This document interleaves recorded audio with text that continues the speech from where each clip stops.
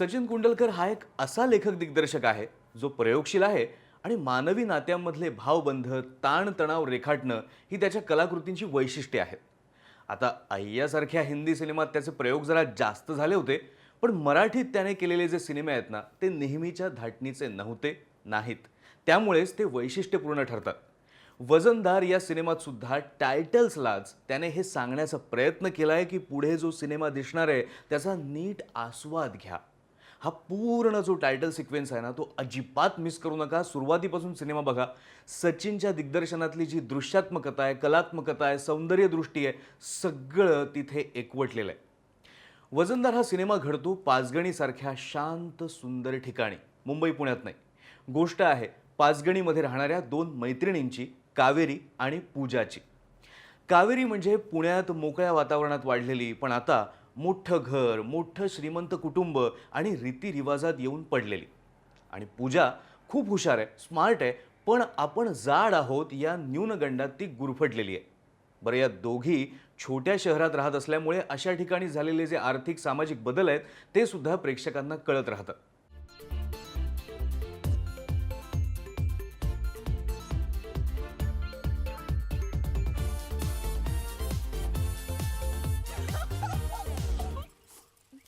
भाजी आणली. तुम्ही कसे दिसता हे महत्त्वाचं नाही आहे, तर तुम्ही स्वतःवर किती प्रेम करता हे महत्त्वाचं आहे.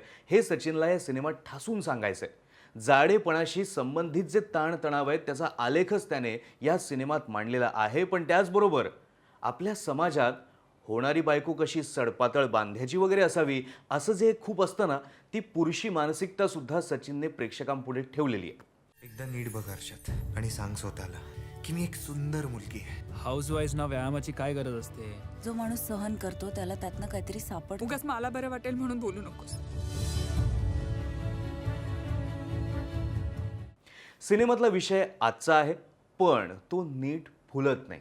म्हणजे इंटरव्हलच्या आधी पूजा आणि कावेरीच्या गोष्टीमध्ये आपण रमतो, पण इंटरव्हल नंतर आपण काहीसे अलिप्त होतो.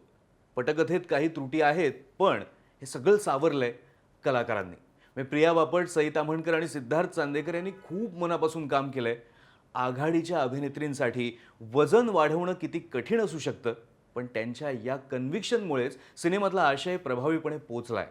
चेतन चिटणीस सुद्धा लहान भूमिकेत खूप शोभून दिसलाय. समीर धर्माधिकारीचं सुद्धा बऱ्याच वर्षांनी मराठीत दर्शन झालंय. चिराग पाटीलने मात्र खूपच निराशा केली आहे. त्याच्या जागी दुसरा कलाकार यात हवा होता असं राहून राहून वाटत राहतं.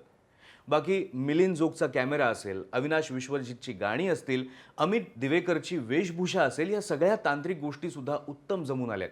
एकंदरीत सिनेमाच्या भाषेत बोलणारा, आजचा विषय मांडणारा हा वजनदार एकदा बघायला काहीच हरकत नाही. या वजनदारला मी देतोय 3.5 स्टार्स.